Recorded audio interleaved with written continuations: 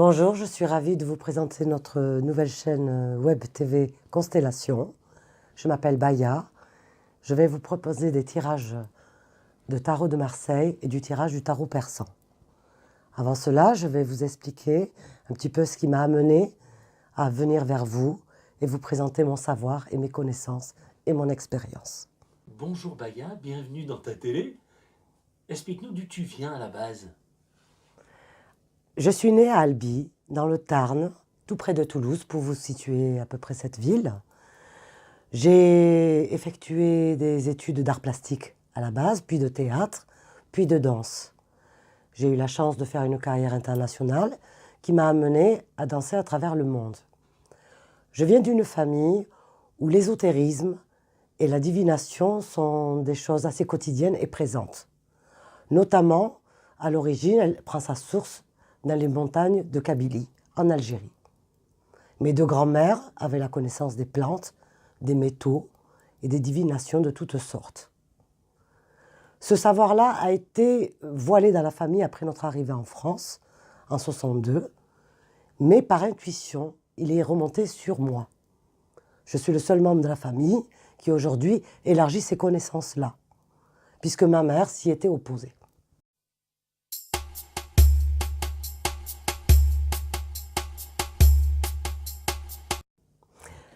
Alors, ce que je peux dire, c'est que la voyance et la clairvoyance m'ont permis d'apprendre à m'écouter et de toujours me diriger vers ce qui, comme une voie qui me guidait, vers les arts et le développement des travaux artistiques, que ce soit la peinture, la musique, la danse. Tout ça était là pour quelque part m'aider à continuer à me développer. Et surtout, j'ai ressenti profondément que c'était un vecteur de voyage et que je devais voyager pour aller m'enrichir de tous ces arts ésotériques qui existaient à l'étranger, et notamment au Moyen-Orient. J'ai fait des rencontres extraordinaires et à un moment donné, j'ai ressenti le besoin de prendre les cartes. J'ai commencé d'abord à tirer les cartes pour moi-même. Elles me guidaient dans ce parcours initiatique que j'ai vécu pendant une trentaine d'années à travers tous les pays du monde. Elles me protégeaient et m'apportaient une lumière, et cette lumière, petit à petit, j'ai pu la donner aux autres. Voilà comment s'est développée la cartomancie en ce qui me concerne, puisque c'est l'art divinatoire que j'ai choisi.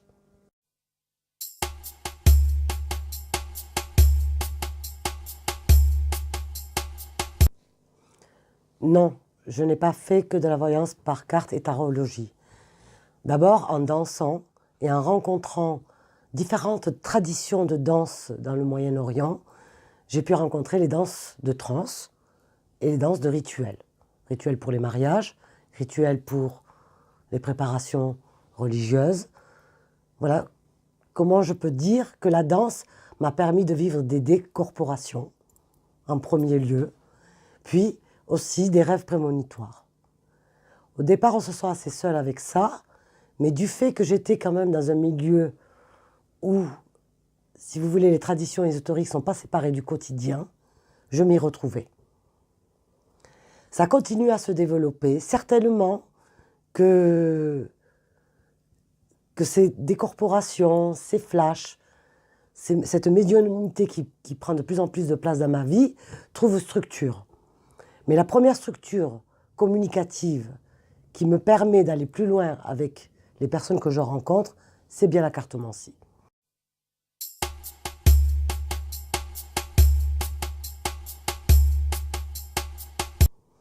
Le premier qui a été entre mes mains a été le tarot de Marseille. Très tôt, j'ai commencé à visiter cet espace et chaque carte est comme un palais cosmique. Elles ouvraient des portes, elles ouvraient des réflexions et surtout des intuitions. Je me suis documentée d'une part pour connaître les différentes inspirations de mes confrères, mais j'en captais seulement ce qui faisait écho à moi-même. Voici une vingtaine d'années que je vis avec ces cartes, que je dors avec ces cartes, que je rêve avec ces cartes. Et petit à petit, une connaissance très intime nous lie l'un à l'autre. Donc je vais un peu vous parler de ma perception et de mon lien avec le tarot de Marseille, notamment avec les arcanes majeurs, et le tarot d'Indira. Quel ravissement de découvrir ce système qu'est le tarot de Marseille, avec ses 78 cartes, 56 en mineur et 22 en majeur. Ici, on peut voir le monde, qui est la réalisation de l'être, ce à quoi on doit tendre, tel qu'on est, tel qu'on meurt. Cette réalisation, elle va pouvoir être aboutie avec différentes énergies. Énergies qui nous sont distribuées déjà à la base. L'énergie du cœur, l'énergie de conscience et justice, l'énergie du pouvoir de transformation, l'énergie de l'or, de ce que ces trois énergies réunies et équilibrées peuvent se manifester sur la Terre. Donc nous avons les coupes, nous avons l'épée, nous avons les bâtons, nous avons les deniers. Bien sûr, je pourrais pousser l'explication un peu plus loin, mais là je vais vous donner un résumé succinct du système du tarot. Toute cette réalisation est supportée à la base par le mât, le fou, ce qu'on appelle aussi le fou, je préfère le mât. C'est l'expression zéro de l'être, telle que nous arrivons. Il a la tête encore de là où il vient, vers le ciel, il porte son baluchon karmique, il a ses instincts qui le poussent à aller de l'avant et à les dépasser, à les sublimer. Tout ça, il reçoit ses richesses en ayant planté son autorité dans la terre, puisqu'il est bien là. C'est la première manifestation, c'est lui qui va apporter toute l'énergie à toute cette réalisation. Cette réalisation, elle va suivre un chemin initiatique. Tant que nous n'avons pas l'équilibre parfait de ces quatre éléments qui sont l'eau, l'air, le feu et la terre, représentés par les quatre symboles que je viens de citer, tant que nous ne les avons pas équilibrés en nous-mêmes, nous ne pouvons pas manifester notre réalisation, ou du moins partiellement. C'est tout ça que nous allons regarder à chaque fois que j'effectue un tirage avec quelqu'un. Donc la première, c'est le mât, qui arrive sur Terre, qui est la manifestation divine, qui est le point zéro. La deuxième carte, le battleur. Il prend conscience des outils qu'il a. On retrouve les mêmes éléments posés sur sa table. Les quatre éléments, l'eau, l'air, le feu et la terre, matérialisés par les coupes, l'épée, le bâton et les deniers. C'est celui qui a à sa disposition tous les outils pour avancer, l'intelligence, tout est posé, tout est là, il est prêt à partir sur son nouveau chemin initiatique. Ah, ce n'est pas l'impératrice qui devrait sortir, c'est la papesse. Bien sûr, le battleur va se dupliquer en deux, avec la papesse. C'est-à-dire, c'est son intuition, c'est sa connaissance intérieure. Celle qui doit écouter, celle qui est posée dans son âme dès le départ. Elle a le voile, elle a le livre ouvert, elle a la connaissance, elle sait. Une fois qu'il y a les outils et la connaissance intérieure, elle va pouvoir enfin, la personne, posée sur ce chemin initiatique, féconder la réalité. C'est l'impératrice qui va le lui permettre. Elle en a l'autorité, elle en a la force vitale, elle porte la conscience et la fécondité. En 4, nous avons l'empereur.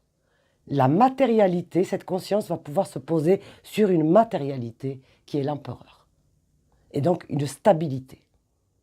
Je pourrais aller beaucoup plus loin dans la description de tout ce processus, mais là je vais vous donner un point d'ensemble.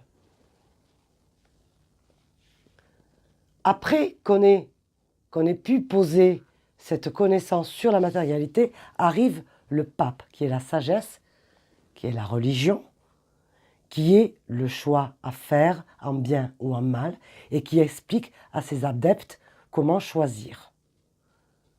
comment féconder à travers le relationnel aussi.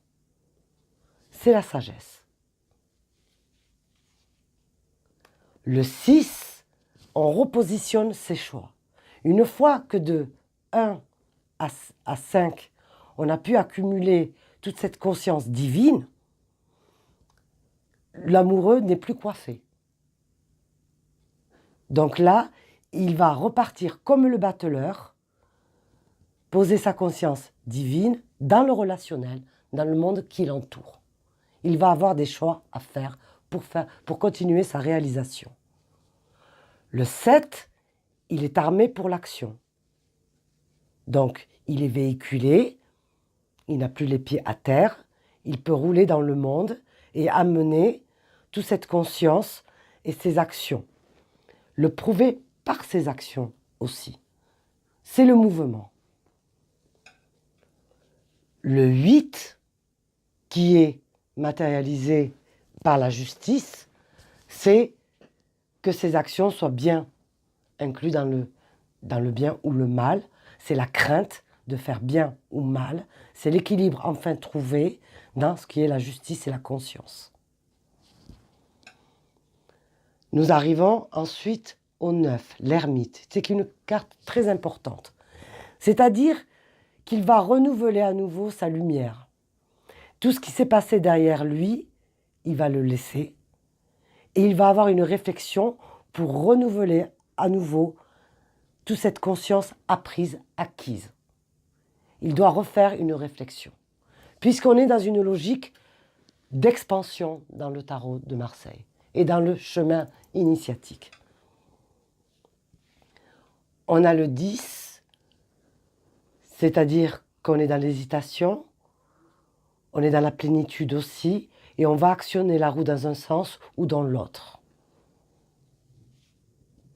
Le 11, qui est la force, l'être est prêt, il maîtrise ses émotions, il maîtrise ses instincts.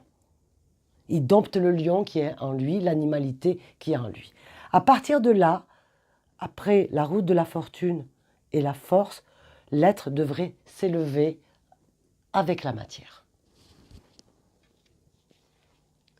Le 12, puisqu'il est appris à éliminer ses pulsions, à maîtriser ses émotions, à avoir cette intelligence, il va se débarrasser de tout ce qui lui est inutile.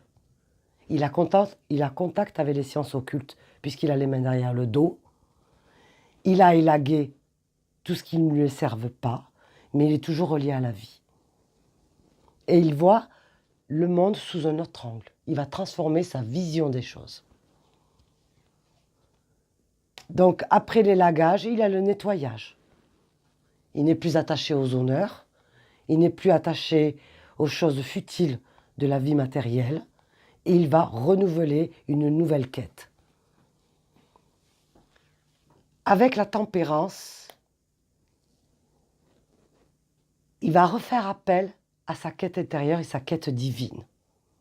Il va reparler avec son double, ce que je parle, le double de soi, ou son ange. Il va remettre en circulation de nouvelles énergies qui ont été purifiées et qui vont se renouveler à nouveau dans le monde. Le diable, lui, va pouvoir mettre ce liquide purifié, va pouvoir pousser dans la terre. On a l'or qui lie les personnes ou les attache. Soit c'est un lien qui va servir pour le monde divin, soit c'est un lien qui va nous enfermer dans les appétits terrestres. Ce qui est intéressant avec le diable, c'est qu'on a les 3 visions, les 3 perceptions de la réalité. Une qui est très basse, une qui est centrale, une qui est supérieure. La maison Dieu, remise en question parce que le jardinier, en plantant sa graine, fait encore des erreurs, remise en question, et la foudre divine le renourrit à nouveau pour qu'il accède à une autre dimension supérieure. L'étoile, c'est enfin la place dans le monde, sa place dans le monde, qui commence à se définir. Je peux fructifier le monde des émotions, le monde de la terre, le monde du ciel, et on se rapproche de son étoile, de sa propre réalisation. Le 18, c'est une des transformations les plus difficiles, c'est le passage du seuil, c'est la connexion avec le monde inconscient et le monde supraconscient. On va passer un passage très important de toute cette réceptivité qui est acquise, qui doit être encore à acquérir pour aller vers le soleil. On a enfin l'unité parfaite de nos dualités, masculin et féminin, et on est éclairé par le Père cosmique après que la Mère cosmique nous ait poussés vers lui. Le 20, c'est enfin, on est prêt à recevoir tout ce dont on a besoin. On a l'ange divin qui est là. C'est la dernière naissance. C'est la dernière naissance qui va nous projeter dans un autre monde, puisqu'on est enfin réalisé. Après ce voyage de l'âme, cette danse de l'âme que sont les arcanes majeurs, qui représentent la qualité de l'être, je vais vous parler des arcanes mineurs. Vous voyez comment je les ai disposés. Nous avons les coupes, l'épée, le bâton et les deniers. La première énergie qui nous est donnée, c'est la conscience du cœur. Ici, le summum est représenté par l'as de cœur. Cette conscience du cœur qui devrait diriger toutes nos actions.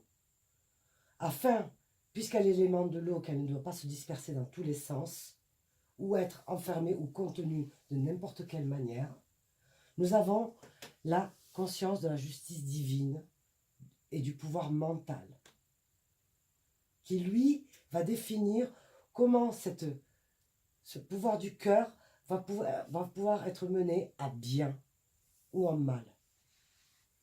C'est l'épée qui tranchera. Dans quelle direction on peut la mener.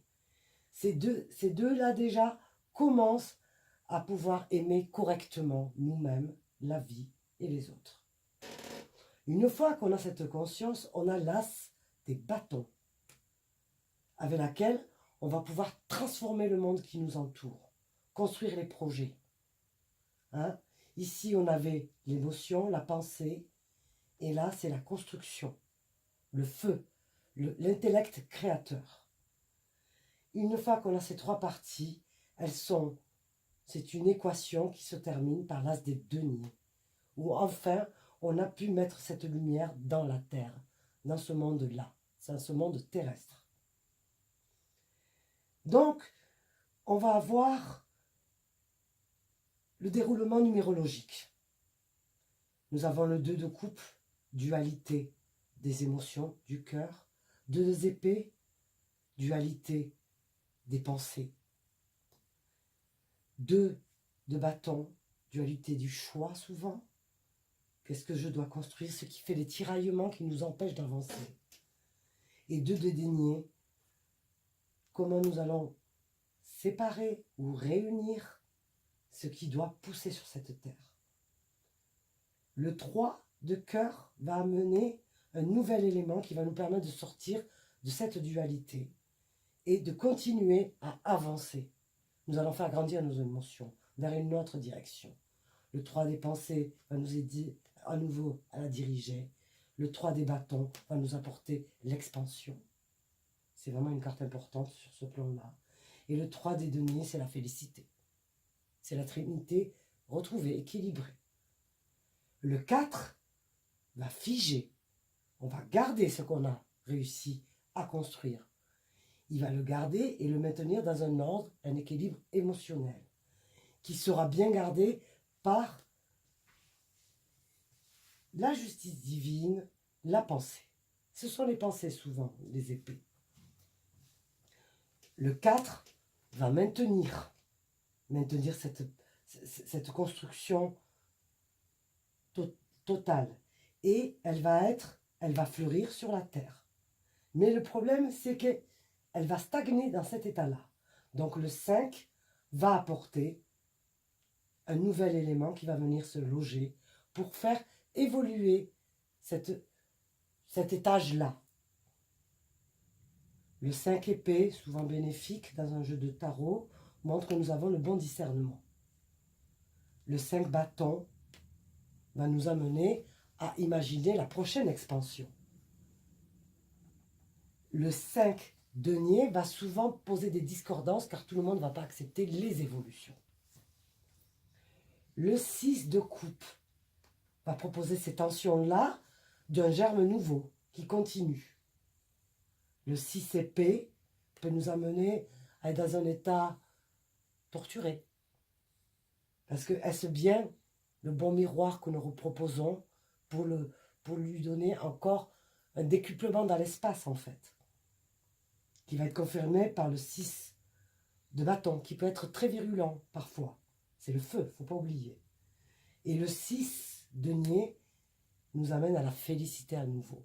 Là, on a le miroir de l'amour. On a le miroir d'une très belle harmonie. Le 6 est très positif, denier, dans un jeu de cartes. Le 7, on continue. Les nombres impairs amènent souvent une évolution. Les nombres pairs stabilisent. Le 7 de coupe repropose à nouveau cette évolution qui est quand même victorieuse avec un 7 épée. Aussi avec un 7 bâton. Le 7, j'ai plutôt envie de le mettre là, le carré est posé, un 3 doit renaître, on doit recommencer une nouvelle récolte. Le 8 va parfois figer à nouveau cet aspect conservateur et de crainte. Souvent quand on a un 8, c'est suite à lorsque l'on est tombé amoureux par exemple, et qu'on est marié, des choses sont déjà posées, et on ne sait pas trop si on doit recommencer cette dualité. Il y a une dualité dans le 8, toujours. Le 8 épée est tracas. Il peut alourdir la situation. Le 8 bâton redynamise ce côté pesant. Le 8 denier est presque narcissique, il est parfait. Il se veut parfait et il veut rester parfait. Mais le cœur, lui qui est toujours en mouvement, qui appelle à la vie, va reproposer et lui dire non, c'est fini, c'est une fin de cycle. On a bien rangé tout ça, mais on va faire un appel. C'est plus un appel le 9. Le 9, on va le retrouver souvent comme un appel. Le 9 épée, c'est la décision qui doit se prendre, qui doit être faite. 9 bâtons, on a encore des dissensions, mais l'expansion est là et elle est incontrôlable. On est souvent dans des choses incontrôlables avec le 9 bâtons. Le 9 denier, le travail a été bien fait. On est prêt pour repartir sur le 10. Alors le 10 de cœur, les personnes ne sont pas très bien à ce stade-là parce qu'elles démarrent une nouvelle vie et l'inconnu fait peur. Donc c'est un nouveau 1 qui va redominer le 9, qui annonçait déjà ça. Le 10, on traverse toutes les épreuves. Le 10 bâton, on construit quelque chose de nouveau, ça brûle. Il peut apporter pas mal de confiance. Le 10 denier, nous avons assez accumulé de richesses, nous devons repartir ailleurs. Par contre, pour ce qui est des cartes des honneurs, ce qu'on appelle des cartes des honneurs, je vais démarrer avec le roi de coupe. Nous avons fait pas mal de réalisations à travers toute cette culture. Pour moi, je le vois comme le chant d'un paysan. Ça y est, on a ramassé la récolte. Le roi de coupe, lui, garde tous ses trésors et il a fait le devoir divin. Il a accompli le devoir divin. Le roi d'épée va peser ce qui a été bon, ce qui a été mauvais dans toute cette réalisation. Le roi de bâton va chercher à commercialiser. Tous ces biens qui ont été accumulés, il va être plus dans le commerce. Il va à nouveau, c'est le chef d'entreprise en général.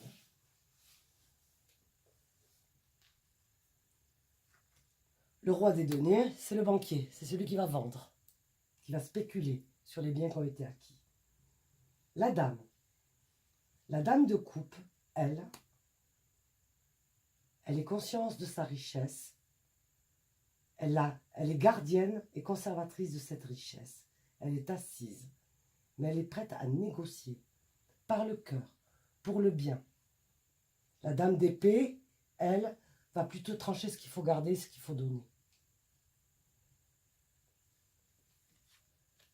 La dame de bâton, elle aussi va chercher à commercialiser, mais avec beaucoup de prudence et d'exigence. C'est vraiment la carte de l'exigence. La dame de denier, elle a la vision de ce qu'il faut faire, de comment faire, quoi faire de cette richesse posée. Le cavalier de coupe, allié avec le cavalier d'épée, par exemple, on aura une envie de tellement donner et de faire circuler ce qu'il y a dehors, et le cavalier d'épée voudra faire ça vite, s'en débarrasser. Il voudra le faire avec plus de fougue que le cavalier de coupe, et plus lui dans la proposition. Lui, il est dans l'injonction. Le cavalier de bâton a un peu plus de sagesse que le cavalier d'épée, mais il est plus frileux à négocier. Ce sont des images, ce sont des énergies. Bien sûr, en fonction des cartes qui les entourent, toutes ces cartes prennent des significations plus nuancées. Le cavalier de denier, lui, a accompli son travail et il accomplit beaucoup plus sereinement.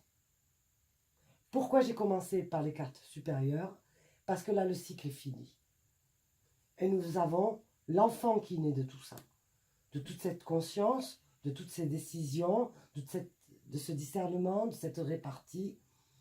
L'enfant, c'est le nouveau projet, c'est le nouveau cœur, c'est la nouvelle vie qui revient. On a la méfiance du jeune enfant avec le valet d'épée, la méfiance de projet qui veut naître. Donc on est dans l'espionnage un petit peu, les craintes aussi. Le valet de bâton est beaucoup plus assuré, il est prêt, il présente déjà le nouveau produit le nouveau prototype, j'ai envie de dire. Et le valet de denier, c'est certainement des quatre valets celui qui est le plus matérialiste. Il a la vision de la reine avec lui, il a la vision du roi à ses pieds. Lui, il va définir un nouveau projet avec le passé. Après la présentation du tarot de Marseille, je vais vous présenter le tarot persan. Ce tarot persan a été créé par Madame Indira, qui a vécu toute son enfance en Algérie. Et à l'âge de 9 ans, elle a créé ce tarot persan. Elle l'a créé en Algérie, elle l'a créé avec des archétypes de ce pays-là. Étant d'origine algérienne et kabyle, j'ai été attirée et j'ai tout de suite reconnu les symboles de mon enfance aussi. On va retrouver deux structures bien différentes des autres tarots. La première, qui est une constante qu'on retrouve dans tous les tarots, c'est la présence des couleurs. Les cœurs, les piques, le carreau ou le trèfle. Par rapport au tarot de Marseille, le cœur correspond aux coupes, le pique correspond aux épées, le carreau correspond au bâton et le trèfle au denier. Donc sur ce plan-là, au niveau plus ou moins des significations et des énergies, on va retomber sur les mêmes choses. Donc c'est pour ça que je ne vais pas m'y attarder. Ce qui m'a beaucoup plu, par contre, dans les couleurs, c'est de retrouver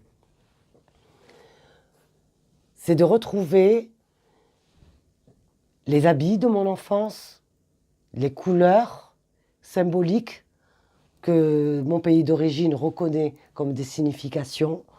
En cela, ça a été très facile pour moi d'interpréter le tarot persan. Donc, pour pour ce qui est des couleurs, je ne vais pas m'y attarder. Ce qui est très intéressant dans ce tarot persan, c'est qu'on est dans une logique légèrement différente. On a déjà une partie de ces cartes qui vont présenter les états de l'être humain. Donc là, nous avons la naissance, le relationnel, la rencontre amoureuse, le mariage, la séparation, la maladie ou les soucis, la mort ou les transformations. Je vais détailler une carte car cela va nous amuser à nous tous. Par exemple, la carte de la rencontre. On va pouvoir voir sur cette carte de la rencontre que l'homme a à son pied gauche, sa partie gauche, sa partie émotionnelle, un trèfle à ses pieds. Le trèfle à ses pieds, c'est que avec son cœur, il apporte la matérialité. Et elle, avec son pied gauche, elle va apporter le cœur et la noblesse. C'est ce qu'on peut voir sur la rencontre. Cela m'a beaucoup amusé. C'est pour ça que j'avais envie de vous décrire cet exemple-là. Une fois qu'on s'est rencontrés, on a le mariage, l'union. Sur cette union, on peut voir un couple assis sur un cheval. C'est un archétype beaucoup plus oriental, puisqu'en Occident, on aura plutôt les deux piliers de la maison avec le toit et le couple à l'intérieur. Ici, il n'y a pas de toit, il n'y a pas de pierre. On est sur un cheval, le mouvement, et on a un couple au-dessus. L'homme est à l'avant, la femme est à l'arrière. Dans la tête de la femme, il y a la loyauté qu'elle donne à l'homme. Et dans la tête de l'homme, il y a le denier, l'argent, qui le met en mouvement. Dans la séparation du couple, on a l'homme qui tourne le dos à la femme et qui a perdu le cœur, et la femme qui tourne le dos à l'homme qui a perdu la richesse. On va rentrer dans tous des échanges un peu différents et imagés d'une manière assez différente.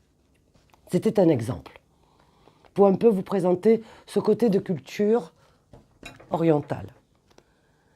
Donc, on a les états de l'homme, de sa naissance à sa mort. On a la chouette, animal très important dans le monde arabe et dans beaucoup de cultures et dans les sciences occultes aussi. Car c'est l'oiseau, la chouette ou le hibou, le rapace de nuit, c'est l'oiseau qui est capable de voir à travers les ténèbres. L'as de chouette protège, celui qui va avertir des dangers et protéger des jalousies. Quand on dit ténèbres, c'est une allégorie des mauvaises intentions ou bien de l'absence de bien. La chouette va apporter ses pouvoirs dans sa notion du temps, comme là nous avons 9 chouettes qui peuvent représenter souvent 9 mois, 7 mois, 3 mois, ou bien ce regroupement de chouettes peuvent parler aussi des discussions, des médisances. Dans le tarot persan, on est dans une sensibilité plus instinctive, moins intellectuelle, où on aura la description des états plus terrestres des humains. On a ensuite les flambeaux qui symbolisent avec ces 2 têtes de chouette au-dessus de 3 flammes la réalisation des souhaits. Et on a la sorcière qui, suivant les cartes qui l'entourent, est maléfique ou bénéfique, ou des ondes bénéfiques ou maléfiques. Ça, c'était pour le premier archétype animal. Le deuxième archétype animal, c'est les oiseaux. Donc, nous avons le paon, qui amène les messages, intérieurs ou extérieurs, divins ou terrestres. Les hirondelles, qui annoncent les voyages, les visites, ou vous qui allez faire visite. Ça, c'était pour les parties des oiseaux, liées souvent au voyage et au message. Ensuite, on a les archétypes animaux. N'oubliez pas qu'on est en Afrique du Nord, on est en Afrique, où les totems animaux sont très importants. Nous avons le tigre, qui lui annonce vitalité, force, vigueur, et aussi cruauté. Nous avons la panthère, animal plus de la nuit, l'un est du jour, l'autre de la nuit, qui peut parler de charisme, magnétisme, jalousie, attaque, maléfice. Ensuite, on a, c'est plus compliqué peut-être à exprimer, mais les paysages. Nous avons l'île, qui annonce le repos, les vacances ou la convalescence.